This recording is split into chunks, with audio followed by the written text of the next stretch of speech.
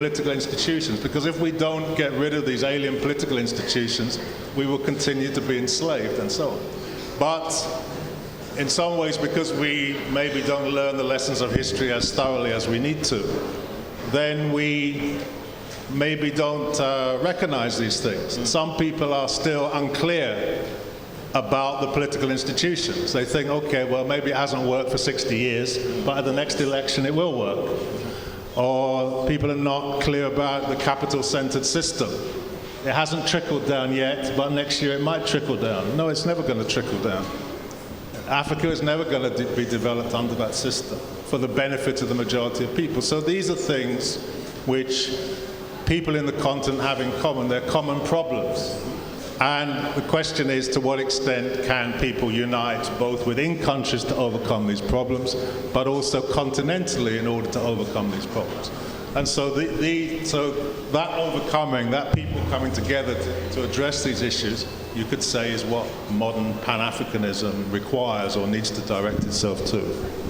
So just to follow up on that point, sir, back then, and I keep using this distinction of back then, 1945, these 3 points were what served as a point of unity amongst very varied groups, people from all parts of the world who had one thing in common, their African heritage. It wasn't important if they were from the diaspora, if they were sold as slaves, if they were from the Nigerian colonial construct. These issues transcended all of that, and then there was a sense of unity and almost urgency towards doing something about it.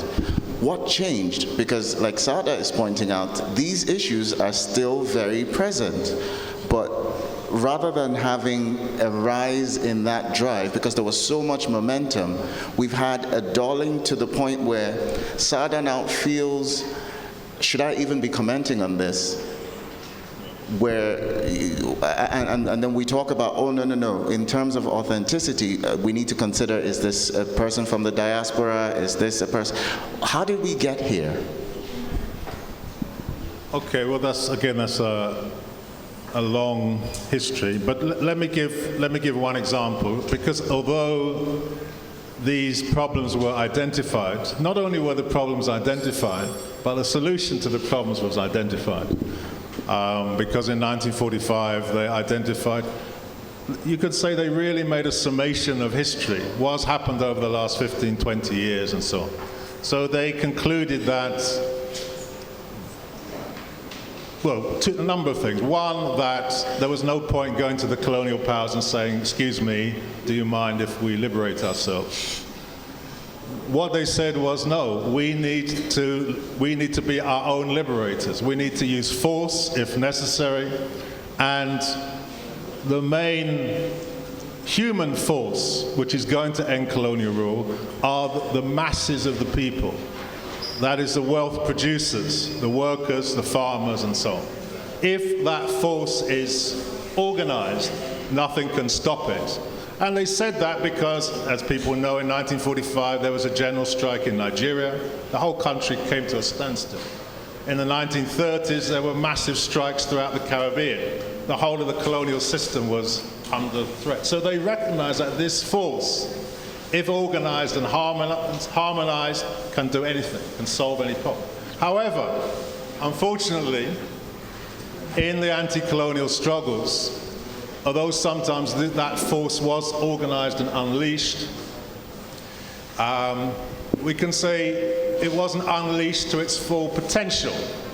And at the same time, many of the leaders were afraid of that force, that if this force actually takes power, what's going to become of us? So they made various compromises.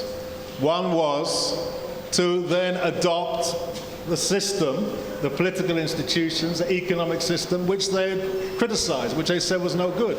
They said, oh no, let us have this system, let's have these elections, let's have whatever. So they compromised, and much of that compromise took place during the Cold War, when it was, when the big powers made it more difficult for them to maybe to take the measures that they wanted to take. I'm simplifying, but that's the essence of it. And so, as you say, we're now stuck with these oppressive systems, the same ones they identified in 1945. But you could argue that the same solution presents itself, that if the people can empower themselves, then everything is possible. Just like the people of what became Haiti empowered themselves. You know, in Haiti, the life expectancy was 7 years. 7 years. But they didn't say, oh, well, maybe, you know, what can we do? They did something. They recognized that there was an alternative. It was in their interest. They needed to unite, and they did all these things. They showed that anything is possible. So similar problems exist today. And these problems don't just exist in Africa, because they also exist in Europe. They also exist in America or wherever you want to go. That the majority of us, even though we're highly educated or whatever, we're not decision makers.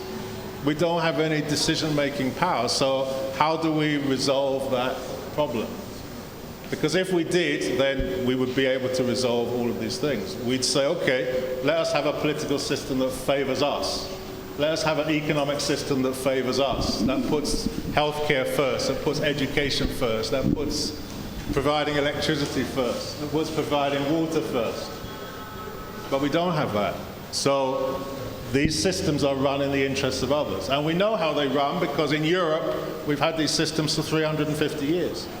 And they've never favored the majority of people. So why would they favor the majority of people in Africa? It's not possible.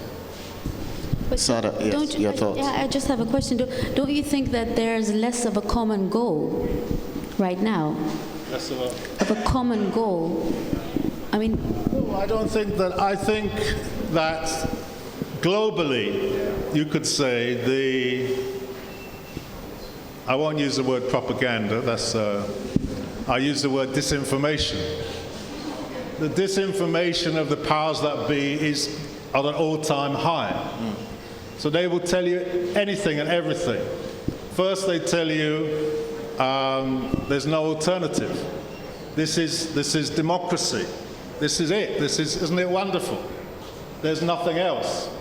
So, okay, it may not be perfect, but this is all there is. Then they create divisions amongst people. They say, no, the problem isn't these political institutions and this economic system. It's all these foreigners coming into South Africa. That's the problem. Or the problem is it's all these northerners. Or it's these southerners. Or it's those people in the east.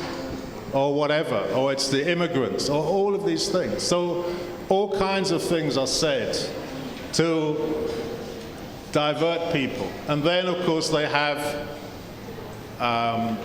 organizations which the people may have created, like, say, trade unions, but they manage to put their people at the head of them. Yeah. I hope I'm not upsetting anybody. No, okay. We're well past that. So then those people direct things in a certain way. Okay, yeah, you can strike, but maybe you just strike for maybe a few higher wages or something, that you just keep it even though you're the most powerful force in the country, don't exercise that power. Don't empower yourselves. Don't demand the earth. Just demand a little bit, and with a bit of struggle, we may give you that little bit. So there are various mechanisms which exist, again, not just Nigeria, not just Africa, but they exist in Britain, they exist in the US. There's press, there's TV, there's media, there's a whole range of things which are used to create confusion. People know their own experience what is required. We all know what is required. It's not a mystery. But these diversions and this disinformation is so strong that people, you know. And then the other thing, of course, they have the state. So if you begin to organize a bit too much, then okay, then they arrest you. And if you organize a bit further, then they may do something else. And in history, we've seen all those things. And of course, they did that in Haiti. But if people keep going and have the confidence and the vision that, yes, the future is ours, then all these things can be achieved. Professor Adi mentioned the press. You're a journalist, and you've done quite a bit of work on issues bordering on the image of Africa.